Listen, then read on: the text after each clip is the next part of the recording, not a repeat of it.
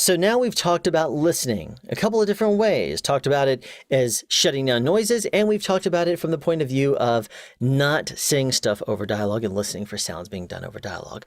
Now let's talk about what a boom operator actually does.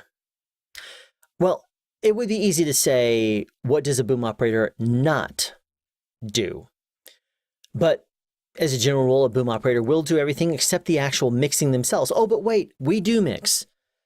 I'm going to go into an overview of what a boom operator does, and then over the next few videos, we're going to be discussing in detail what a boom operator actually does. In general, a boom operator is the person that represents the sound department on set.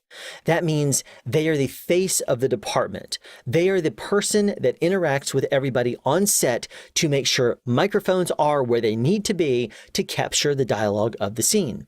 They watch the rehearsals. They interact with the director when they need to, the first AD, the key grip, the gaffer, the props department, all the departments basically.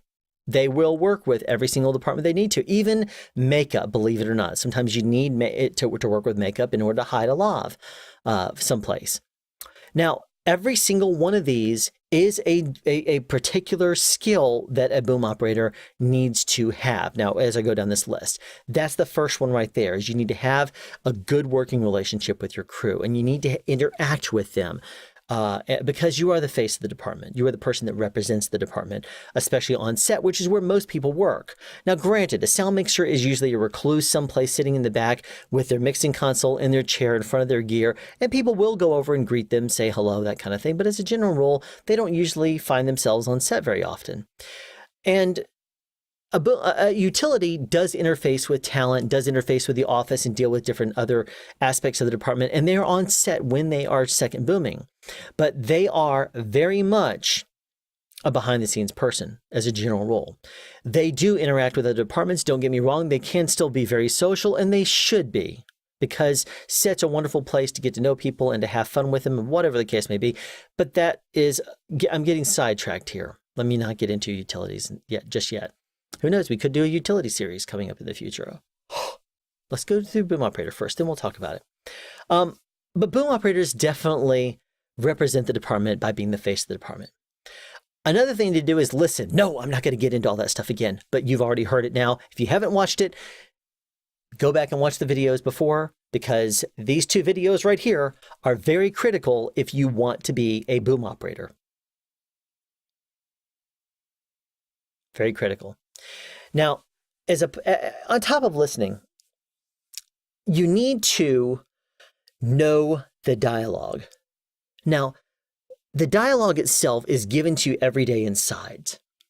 Now, the sides, if you're not familiar with sides, they are the portion of the script that you are shooting that day.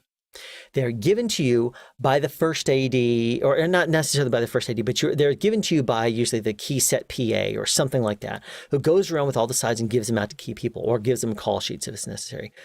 But the sides themselves will tell you a lot about the script that you need to know. I'll go into more detail later, but as a general rule, you need to learn the script and follow that in a certain way, and that will help you to follow the dialogue on a set. As actors are talking, you need to have the microphone on them when they start and finish their lines. Otherwise, it does no good for you to put the microphone out there. You cannot not know the dialogue. I'll just say that straight up. You cannot not know the dialogue. Another thing the boom operator is responsible for is knowing the camera and knowing the camera settings, specifically focal length. That's the big one right there. I'll go into camera and stuff later. I keep saying this kind of stuff, but I will.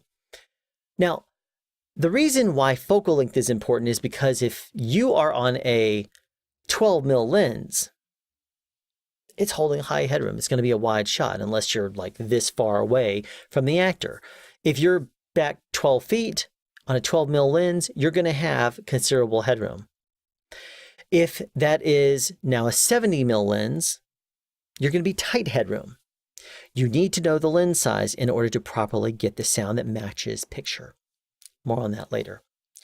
You need to also watch the camera movements. Cameras move all over the place, and they can move either because they're handheld, they're on a steady cam, they're on a dolly, they're on a slider on sticks. Whatever the case may be, cameras move. And you got to keep track of those cameras and watch where they go and how they move. That is critical to a boom operator as well. You have to also understand lighting. Lighting is very important. Now, you don't have to understand everything about it, but it's a good practice to at least know the intensities of light, what those do for you, how you can use soft lights and hard lights to your benefit, how you can actually work with those different kinds of sources, and really the tips and tricks that you need to in order to successfully get your job done. Every single light needs to be handled differently, whether it's a bounce light or it's a very hard focused light. But you can make all of them work to your advantage. They can work for you as well as for lighting. It just depends on how you go about doing this. Now, you also need to work, and this kind of goes back to the first thing here, working with other departments. Other departments are there to do their job. But in order for you to successfully do your job, you have to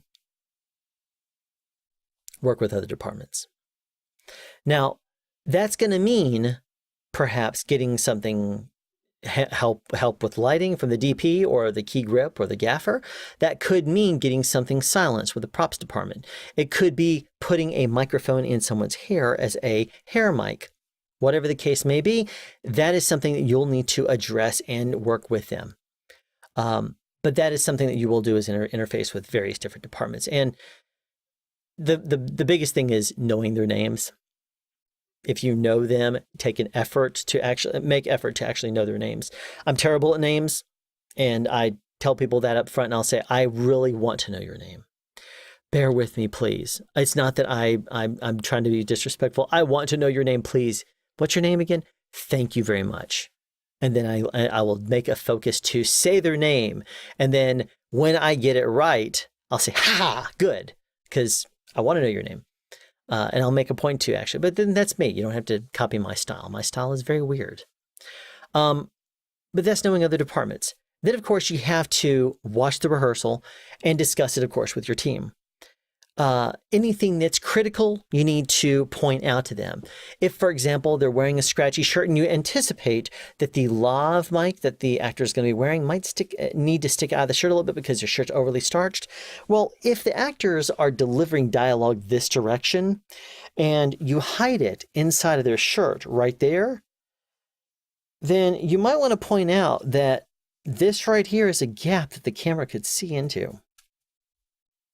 May not be the best option, unless, of course, you top stick it down or do something like that. But that's not your call. That would be something you make them aware of. You make your team aware of something like that. So, by the way, that's of course, if you notice that they, as a general rule, like to add like a RM11 with a COS 11 or something right on there.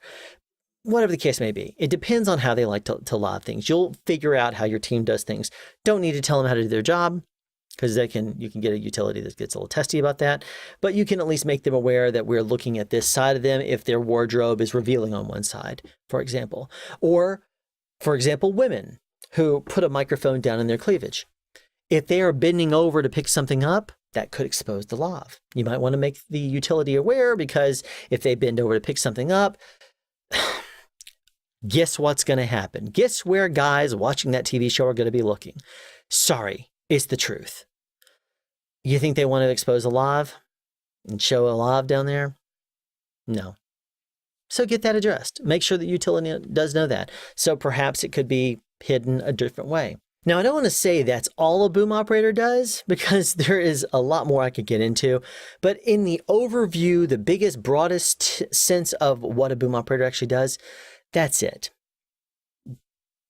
Yeah, that's all there is to it. Just that one little bitty thing. Well, I mean, those two little bit. I mean, those three, those four, all those things. Yeah. But anyway, we will break those down in future videos. In the meantime, thanks for tuning into Sound Speeds, and stay tuned for more sound advice and in this series of building a better boom op.